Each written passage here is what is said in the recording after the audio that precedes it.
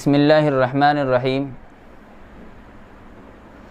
अगर आप चाहते हैं कि हर कोई आपको चाहे, आपको पसंद करे, आपसे मोहब्बत करे, या फिर ख़ानदानी नाइत्तेफ़ाक़ियाँ दूर हों, इख्तिलाफ़ात ख़त्म हो जाएं, तो उस सूरत में क़ुरआन मजीद की इस आयत को 11 दफ़ा सजदे की हालत में पढ़ें।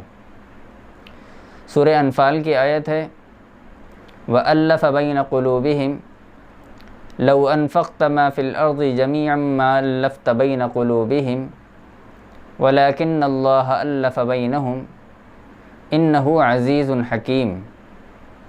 इंशाअल्लाह बहुत जल्द अल्लाह रब्बुल इज़्ज़त आपके मकसद को पूरा फरमा देंगे।